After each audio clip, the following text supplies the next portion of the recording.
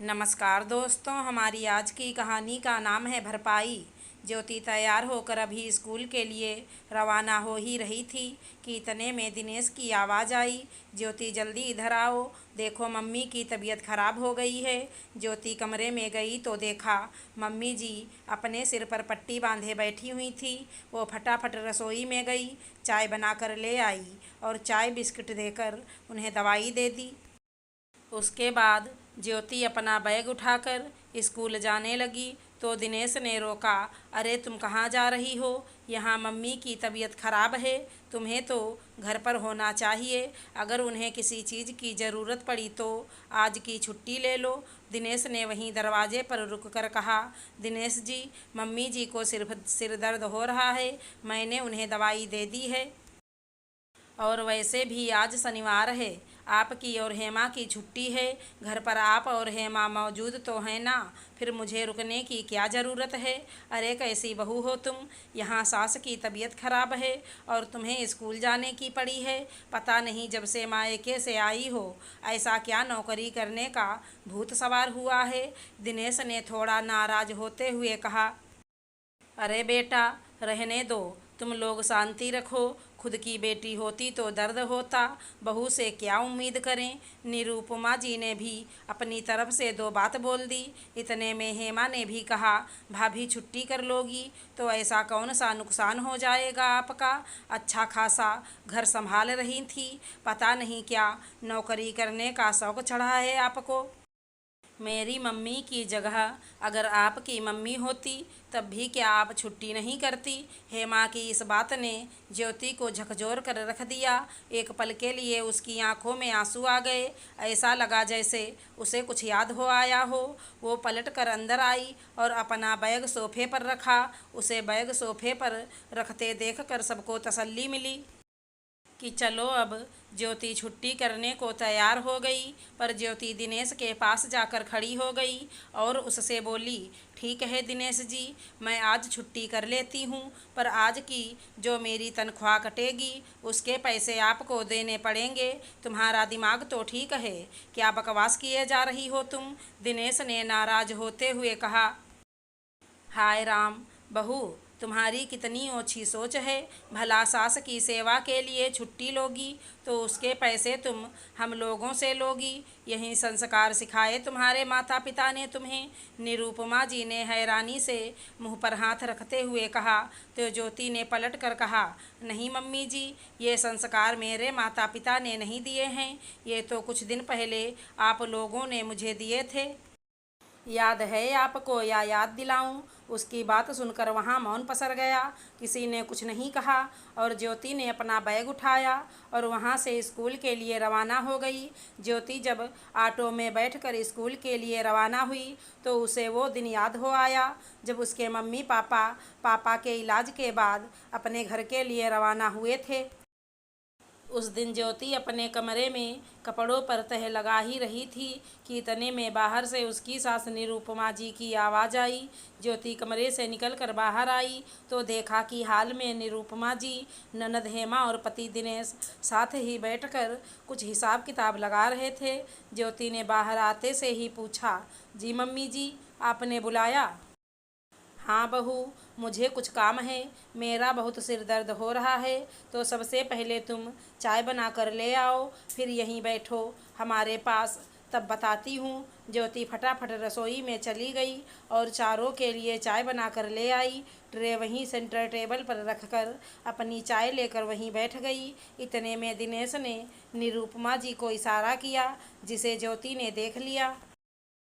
उसे बड़ा अटपटा लगा कि दिनेश उससे कुछ बात करने के लिए भी अपनी माँ का सहारा ले रहा है, पर वो फिर भी चुप रही। निरुपमा जी ने अपनी चाय ख़त्म की और बोलना शुरू किया, ज्योति, तुम्हारे मम्मी पापा का फ़ोन आ गया क्या? और वो लोग घर पहुँच गए? और तुम्हारे भैया भाभी आए या नहीं, या फिर अभी भी विदेश में रहने का ही इरादा है? जी मम्मी जी, अभी अभी मम्मी से फ़ोन पर बात हुई है, वो लोग घर पहुंच गए हैं और भैया भाभी भी घर पर आ गए हैं। इस बार भाभी यहीं मम्मी पापा के पास रुकेंगी। चलो ये बढ़िया है। आखिर इतने दिन की परेशानी के बाद वो लोग अपने घर पहुंच गए। निरुपमा जी ने अपने दोनों हाथ जोड़ते हुए कहा। फिर थोड़ी देर मौन रहने के बाद निरुपमा जी ने कहा, देख बहू, मुझे बात घुमा फिरा कर करना तो आता नहीं है, इसलिए सीधे सीधे बात कर रही हूँ। इस बार तेरे पिता की तबीयत खराब होने के चक्कर में तेरे माता पिता पूरे 10 दिन यहाँ रुके। माना कि हॉस्पिटल का खर्चा तुम्हारे माता पिता ने ही चुकाया, लेकिन उसके अलावा कितने सारे खर्चे हो गए।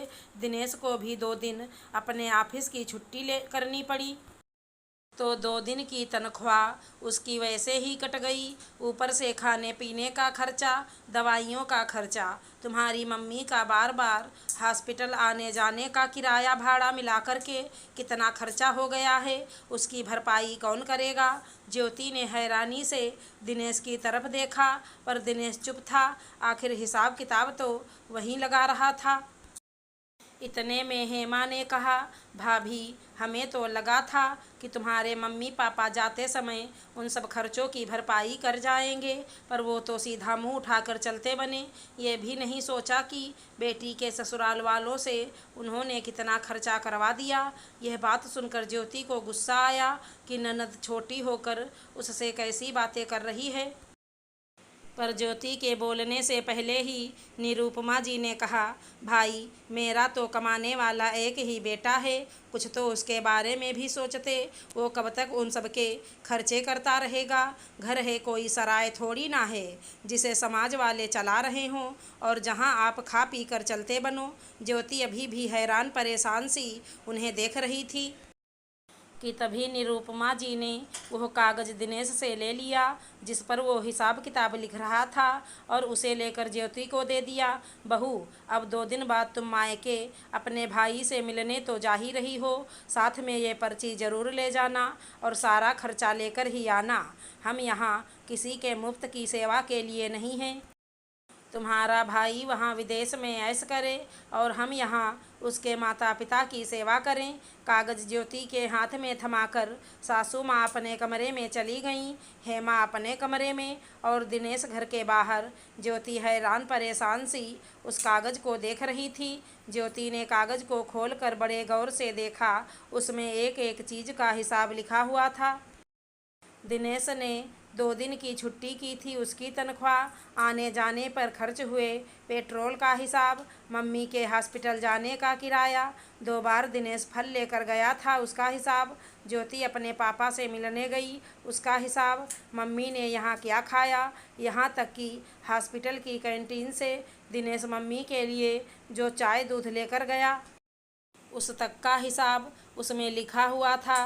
कुल मिलाकर के 8,000 रुपये का हिसाब था। इस बारे में ज्योति ने दिनेश से बात करने की कोशिश की तो उसने भी निरुपमा जी की बात को ही सही ठहराया। अरे बहन, बेटी के घर का लेते नहीं हैं बल्कि उन्हें देते हैं। क्यों अपने माता पिता को कर्जे में डुबो रही हो? और फिर तुम्हारा भाई इतना कमा तो रहा है, इतने से भी खर्च नहीं करेगा क्या?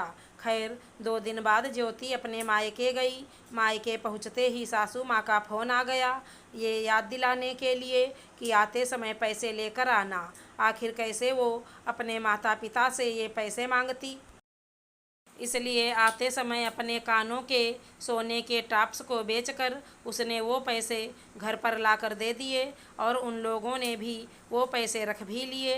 ये बात ही काफ़ी थी उसे नींद से जगाने के लिए। कम से कम इतना तो उसे समझ आ ही गया कि खुद के पैरों पर खड़ा होना कितना ज़रूरी है। कहाँ तो वो सोचती थी कि घर में रहकर अपने पति की गृहस्थी संभाल लूँगी, पर अब उसे समझ में आ गया कि अगर आज वो अपने पैरों पर खड़ी होती तो उसे इतना कुछ सुनना भी नहीं पड़ता और ना ही उसे अपने कानों के टॉप्स बेचने की ज़रूरत पड़ती।